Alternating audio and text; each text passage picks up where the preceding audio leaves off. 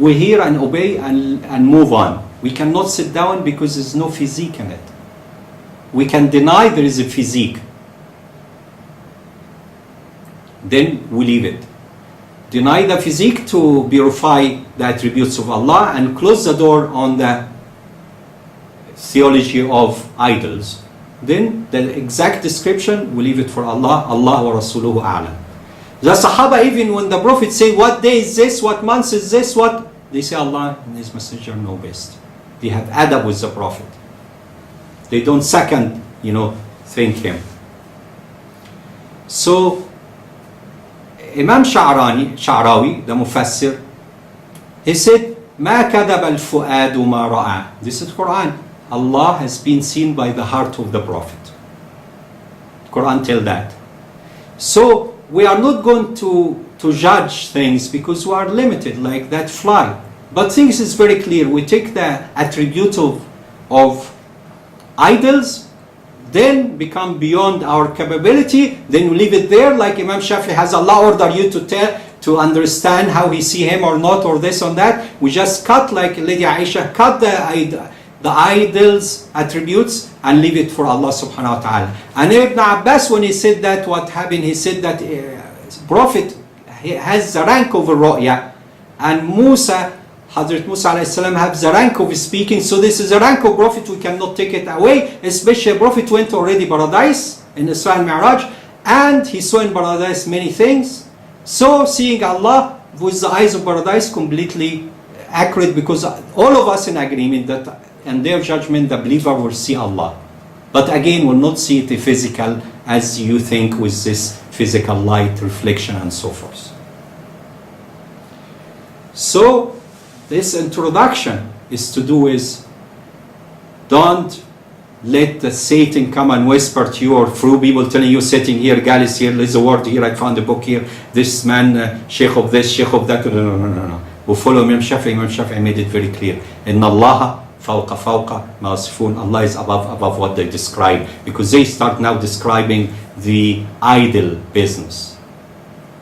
So this is our introduction about how great Imam Shafi'i and our aqidah is Imam Shafi'i. By the way, Ibn Subki, who's a great Imam Shafi'i follower and big in everything, he said that Tahawiyah and Ash'ari, between them is very little differences, very little in the subcategories.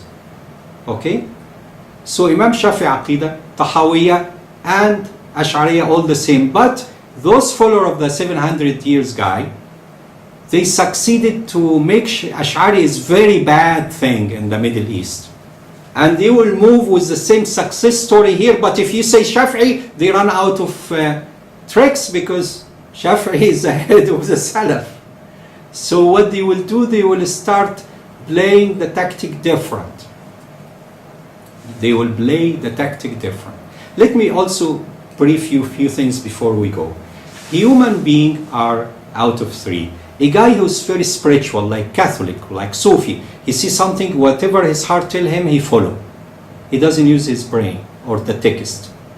Then there are some people who use their logic only, like Orthodox, Nasi, like Zahiriyah. And there are some people who use their logic. If the brain doesn't allow it, we are not going to accept it. Islam accommodates all these people. So Al-Khidr and Moses show you the spiritual move, and Allah enrich it. And Ulil Albab يتفكرون في خلق السماوات, look in the heaven and earth, and addressing the intelligentsia. Okay? Then the Quran and the Hadith are text. So Islam is perfected the religion. اليوم أكملت لكم دينكم, allow all these. While in Christianity split in three groups. Some one follow the heart only, Catholic, one brain only, one text only. If in the Bible I follow it. So what we are trying to do here together as brothers and sisters studying together, understand some people went as far as say Al-Mu'tazila. And Mu'tazila say, you know what, we should maybe withdraw all the description of Allah, don't count on it. So this is not right, because you want extreme. You are trying to clean the idol, physical dimension, time, scale and all this stuff. But you cannot come to the things in Quran itself and just wipe it out.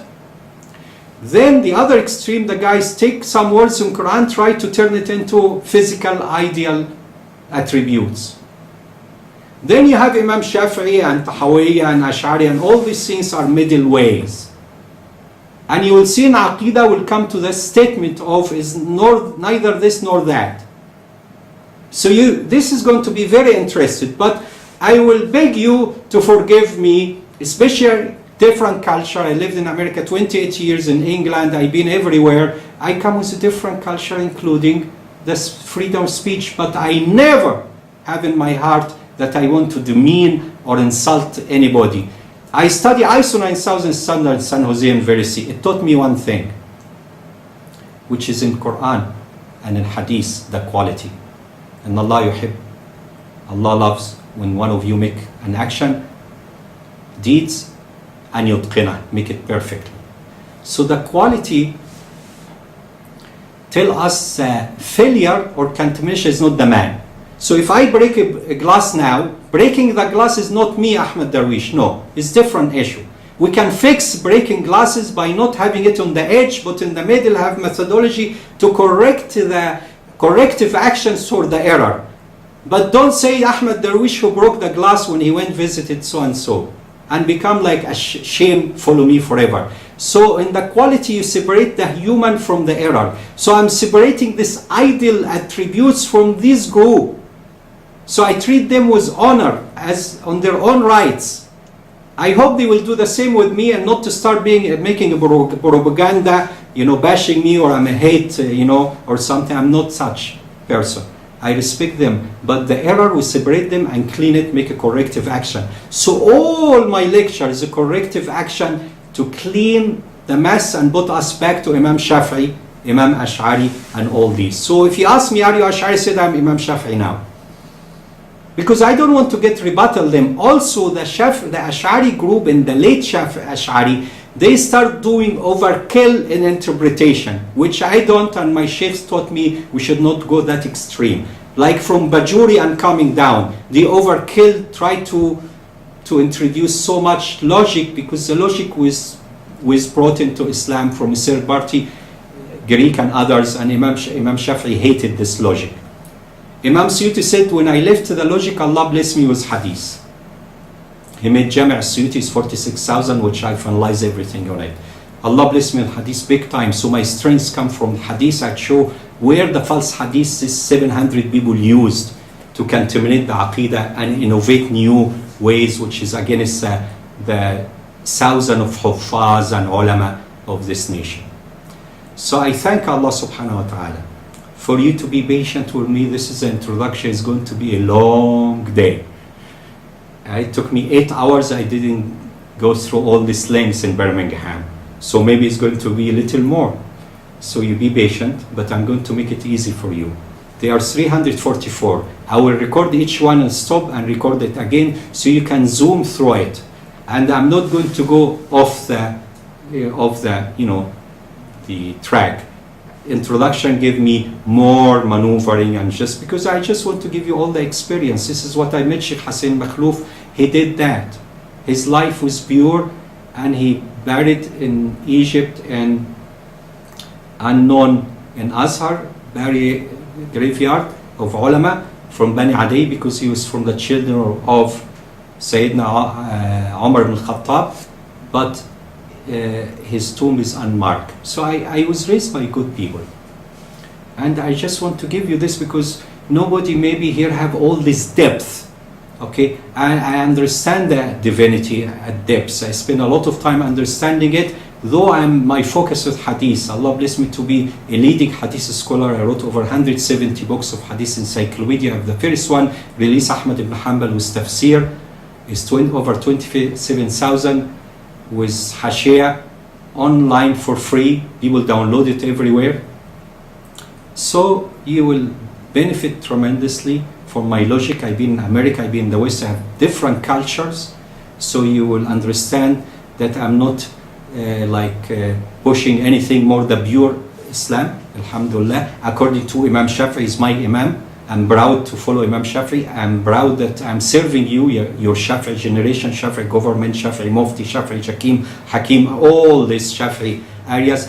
I met people and I read to about some people who are like kind of playing the border and doing this. I can tell right away, but I'm not going to mention names because I separate between the individual and the cause.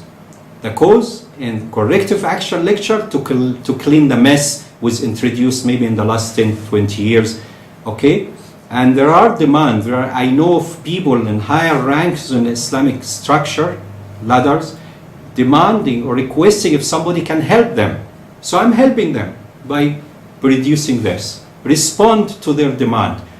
I met a person outside Kuala Lumpur said, we don't have ulama, having this caliber. So can you help?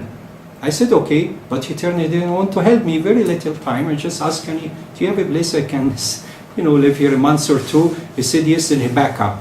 So how, if you don't have ulama managing your yayasan or whatever, how you are going to do your job, And the first thing in Islam, before you do anything, you have to ask for alim. I'm not claiming I'm alim. I'm just a little guy trying to do my best serving Imam Shafi'i. I saw him in a vision. He was proud, standing and welcoming me with a lot of ulama. Or maybe I'll tell you some of this later.